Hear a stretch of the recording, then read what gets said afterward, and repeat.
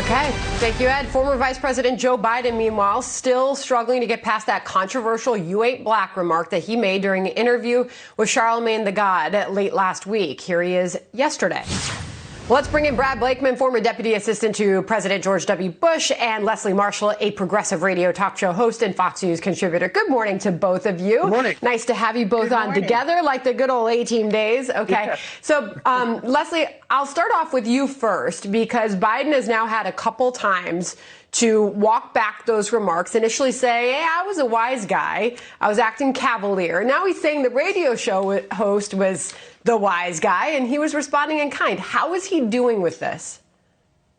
Well, the African Americans that have called into my radio show, Sandra, or that have responded on my social media sites are basically saying if you listen to the interview in its entirety, some of them actually understood what led him to the point to make that remark, even if they were offended by it. And quite frankly, what I'm hearing from the majority of those people in the Democratic Party is that they were offended by the remark, but they would still vote for the vice president anyway because they feel that legislation-wise, he will be better for the black community. And that's what Charlamagne Tha God himself said, that he likes Joe Biden. He feels he's done a lot and will do a lot for African Americans, but he was pushing him specifically as he would anyone else sitting in the interview hot seat on those specific issues for the community. Brad? Look, Joe Biden was the wise guy. It wasn't the radio interviewer.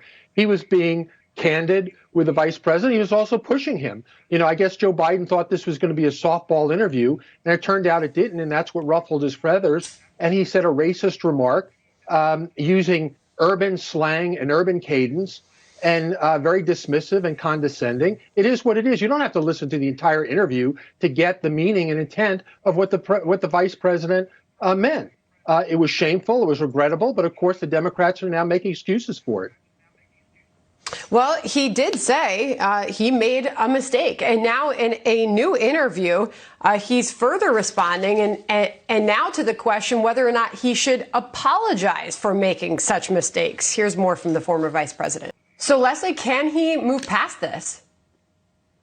Yes, he can. I mean, first of all, most African Americans are Democrats statistically. And of those African American Democrats, over 70%, about 74% actually label themselves as moderates. And Joe Biden is a moderate. When they compare not only what the former vice president has done, a lot of people get angry, obviously, with African Americans in the 90s with the crime bill. But there are some that actually were on his side with busing. I'm from Boston. A lot of people in the African American community were very dead set against it for the same reason that the vice president was at that time back in the 70s. And then when you just look at the voter turnout that he has had, even higher in some states than Barack Obama in this recent primary, he's doing very well with the black community. And I honestly don't think, although I was offended by this remark, I don't think this remark is going to change that. There are some issues tied to the president with the African American community that they're very angry about. And one is Central Park 5.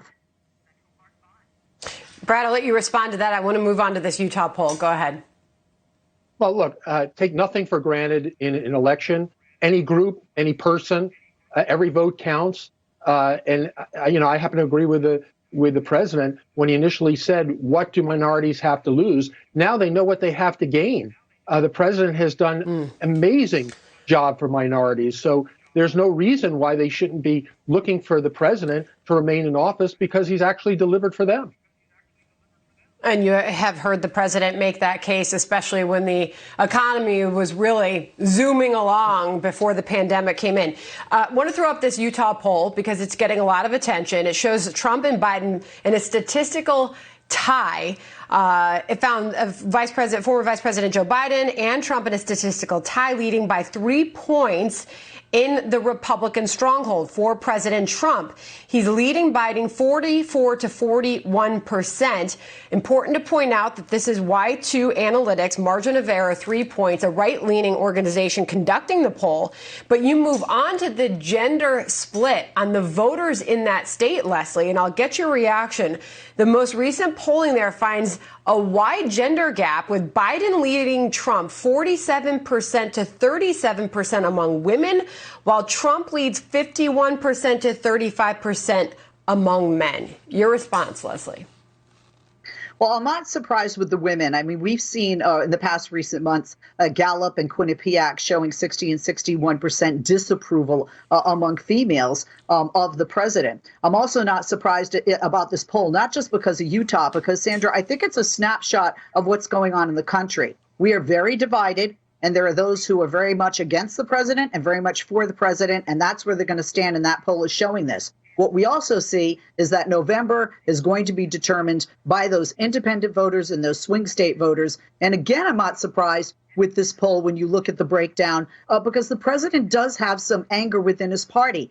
People that are more moderate Republicans or people that feel that he has taken the party, whether it's too far right or astray from where they feel as Republicans. And one more thing, Mitt Romney is loved by Utah. President doesn't like Senator Romney much, and that's his state. So some of them might just vote for Joe Biden or sit this one out. Brad, President Trump won the state 45.5% against Hillary Clinton back in 2016. What does this latest polling tell you? Well, it doesn't tell me a lot because, as we've seen, our world has changed in 90 days, hasn't it? We're upended.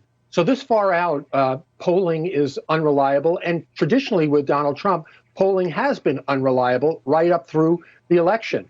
Hillary thought she was going to be the president. Didn't turn out that way. And if she just concentrated on the electoral state she needed to win, things might have been different, but they weren't. But with regard to women, women make up 55% of the total electorate. Donald Trump does very well with non-college educated white women. He doesn't do very well with minority women.